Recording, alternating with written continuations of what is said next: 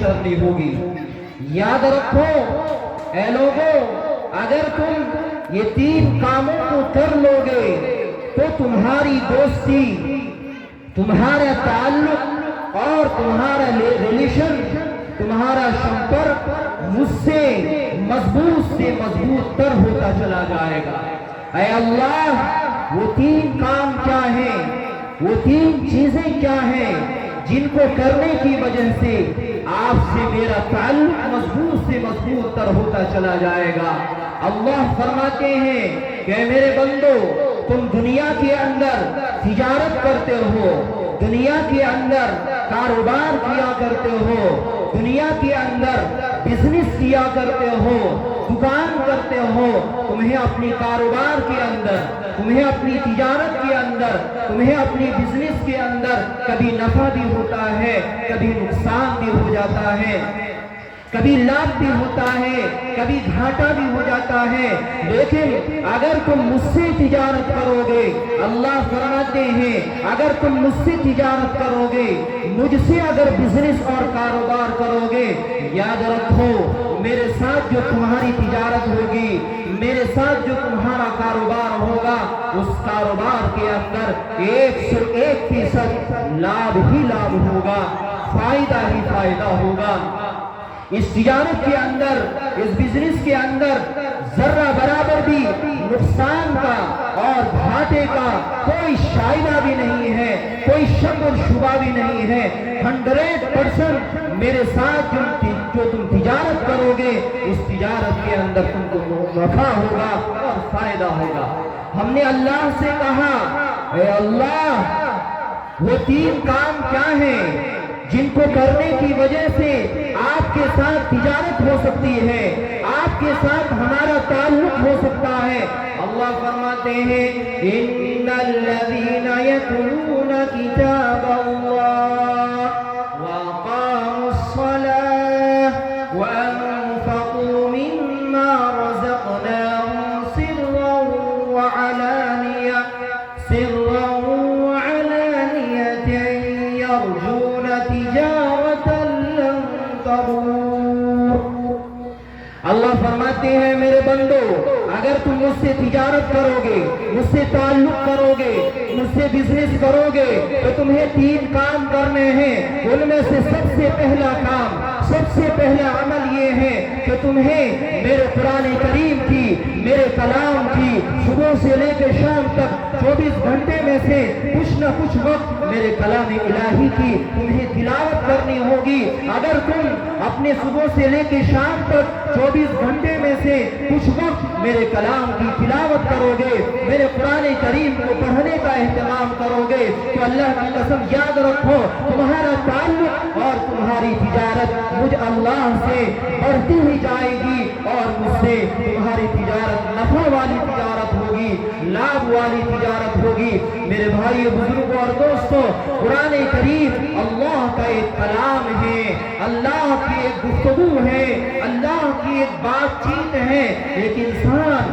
جب دوسرے انسان سے گفتگو کرتا ہے، بات چیت کرتا ہے، اور سامنے والا جب اس کی بات کو دھیان سے، توجہ سے، انہمام سے سنتا ہے، تو بات کرنے والے کو بڑی خوشی ہوتی ہے، بڑی مسرت ہوتی ہے۔ اسی طریقے سے کلام الہی ہے، جب کلام الہی کی کوئی بندہ تلاوت کرتا ہے، نبی کریم صلی اللہ علیہ وسلم کا ارشاد مبارک ہے، جب کوئی بندہ قرآن کریم کی تلاوت کرتا ہے، آسمان سے فرشتوں کے جماعت اترتی ہے اور ٹیم اترتی ہے، اتر کر کے اس تالیہ قرآن کو اور قرآن کریم کی تلاوت کرنے والوں کو چاروں طرف سے گھیر لیتے ہیں، اور قرآن کریم کی تلاوت کو سننے کے لیے مست ہو جاتے ہیں، اور مزے لے لے کر کے یہ فرشتے اس بندے کی قرآن کریم کو تلاوت کرتے ہیں، سنتے ہیں۔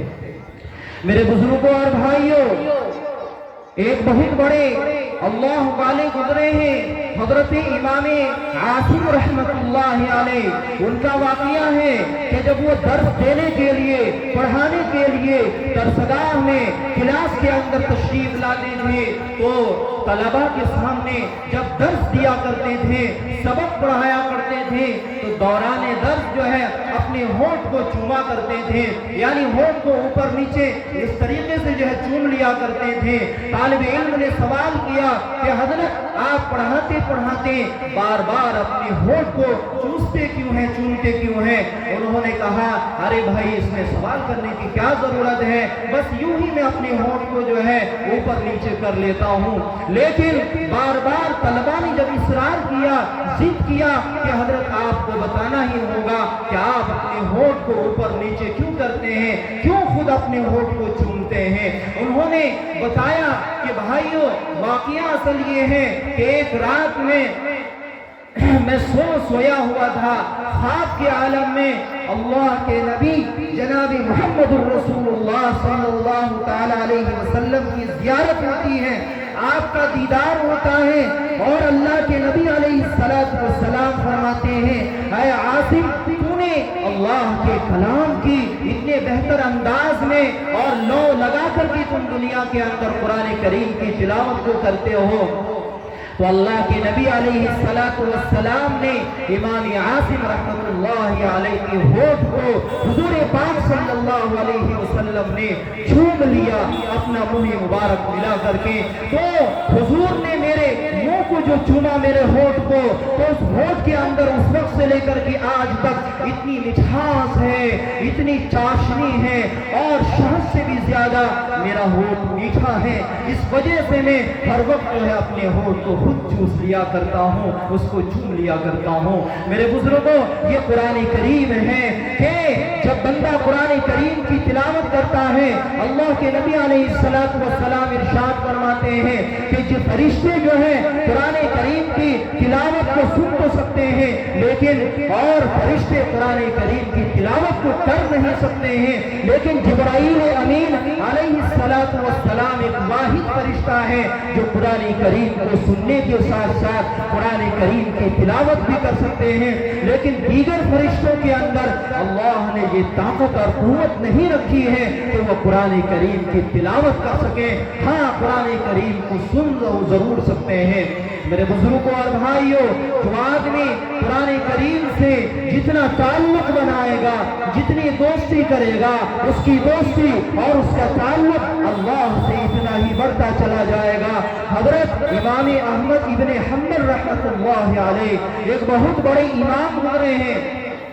ان کا واقعہ ہے کہ ایک رات وہ سوئے ہوئے ہیں، انہوں نے خواب دیکھا۔ خواب کس کو دیکھا؟ اللہ تعالیٰ کو دیکھا ہے۔ اللہ کا دیدار خواب کے اندر کیا جا سکتا ہے۔ دنیا کے اندر ہم زندہ رہتے ہوئے اپنی ان آنکھوں سے اللہ کو ڈائریکٹ دیکھ نہیں سکتے ہیں، ہماری آنکھوں کے اندر وہ صلاحیت نہیں ہے، وہ طاقت نہیں ہے، وہ پاور نہیں ہے کہ ہم اللہ کو دنیا کے اندر ڈائریکٹ دیکھ سکیں، لیکن خواب کے اندر اللہ کا دیدار ہو سکتا ہے۔ اور جنت کے اندر تو جنتیوں کو اللہ تبارک و تعالیٰ کا دیدار ہوگا ہی ہوگا۔ میرے بزرگوں اور بھائیوں، امام احمد ابن حنبل رحمت اللہ علیہ فرماتے ہیں میں نے خواب کے اندر اللہ کا دیدار کیا تو میں نے اللہ سے سوال کیا، اے باری الہ، اے اللہ تبارک و تعالیٰ، اے میرے پروردگار، آپ مجھ کو کوئی ایسا عمل بتلا دیجئے، کوئی ایسا کام بتلا دیجئے کہ میں اگر اس کام کو کروں تو میں آپ کا محبوب بن جاؤں، میں آپ کا مقرب اور پسندیدہ بن جاؤں۔ اللہ تعالیٰ نے کہا اے احمد اگر تم مجھ سے دوستی کرنا چاہتے ہو، میرے قریب بننا چاہتے ہو، تو تم میرے قرآن کریم کی صبح سے شام تک کچھ نہ کچھ وقت تلاوت کے اندر اپنے آپ کو مشغول رکھا کرو۔ اے احمد یاد رکھ، اگر تم میرے قرآن کریم کی جتنی زیادہ تلاوت کرے گا، تمہاری دوستی اتنی ہی زیادہ مجھ سے ہوتی چلی جائے گی۔ مسلمانوں، آج افسوس کا مقام ہے، دکھ اور تکلیف کی گھڑی یہ ہے کہ آج ہم نے قرآن کریم کو طاقوں کے اندر سجائے رکھا ہے، ہم نے قرآن کریم کو مسجد کے طاقوں کے اندر، گھروں کے طاقوں کے اندر رکھ رکھا ہے، اور ہم جہیزوں کے اندر، شادی بیاہ کے اندر اپنی بیٹیوں کو، اپنی بہنوں کو جہیز کے طور پر قرآن کریم کو ضرور دیتے ہیں، لیکن افسوس اور تکلیف تکلیف اور دکھ کا مقام یہ ہے کہ سال پر سال گزر جاتا ہے، زندگی گزر جاتی ہے، لیکن ہمیں قرآن کریم کو کھول کر اس کو تلاوت کرنے کی، اس کو دیکھنے کی ہمیں اور آپ کو توفیق نہیں ملتی ہے۔ یہی وہ قرآن ہے کہ جس نے پوری دنیا کے اندر مختصر سی مدت میں 23 سال کے مختصر اور قلیل مدت کے اندر پوری دنیا کے اندر انقلاب برپا کر دیا۔ یہی وہ قرآن کریم ہے کہ جس نے عرب کے بڑے بڑے فصحاء اور بڑے بڑے شعراء اور بڑے بڑے بلغاء کو پیش کر دیا، ان کو زیرو کر دیا۔ میرے بھائیوں اور بزرگوں، یہی وہ قرآن ہے۔ آج ہمیں اور آپ کو دکان میں جانے کا وقت ملتا ہے، ہمیں اور آپ کو مکان میں رہنے کا وقت ملتا ہے، ہمیں اور آپ کو آفس کے اندر جانے کا وقت ملتا ہے، ہمیں بازار میں جانے کا وقت ملتا ہے، ہمیں رشتہ داروں کے یہاں جانے کا وقت ملتا ہے، ہمیں شادی بیاہ میں جانے کا وقت ملتا ہے، ہمیں چائے کی دکانوں میں گھنٹوں گھنٹوں گپ کرنے اور ادھر ادھر کی باتیں کرنے کا موقع اور سمے ضرور ملتا ہے، لیکن اگر موقع نہیں ملتا ہے، اگر ہمیں سمے نہیں ملتا ہے تو صرف اور صرف قرآن کریم کی تلاوت کا سمے نہیں ملتا ہے، قرآن کریم کی تلاوت کا موقع نہیں ملتا ہے۔ اس لیے میرے بھائیوں، آج یہ عہد کرو اور یہ ارادہ کرو کہ ہم انشاءاللہ ضرور بھی ضرور قرآن کریم کی تلاوت کریں گے۔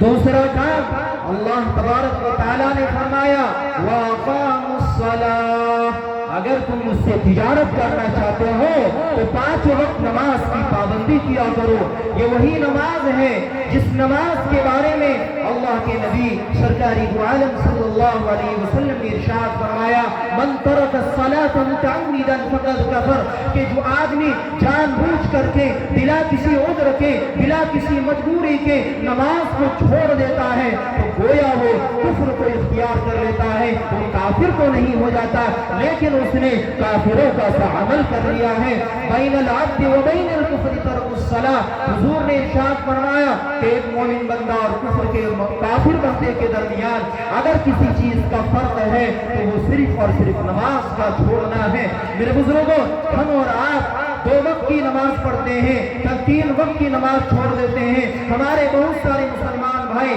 صرف اور صرف جمعے کی نماز پڑھتے ہیں، اور ہمارے بہت سے ایسے مسلمان بھائی ہیں جو صرف 360 دن کی یعنی عید اور بقرعید کی نماز پڑھتے ہیں۔ میرے بزرگوں اور بھائیوں، یاد رکھو، اللہ کی قسم کھا کر کہتا ہوں کہ جو آدمی 2 وقت کی نماز پڑھتا ہے، 3 وقت کی نماز چھوڑ دیتا ہے، جو آدمی صرف جمعے کی نماز پڑھتا ہے، جو آدمی صرف عید اور بقرعید اور جنازے کی نماز ادا کرتا ہے، میرے بزرگوں اور بھائیوں، وہ آدمی اپنی من چاہی نماز پڑھ رہا ہے، وہ رب چاہی نماز نہیں پڑھ رہا ہے۔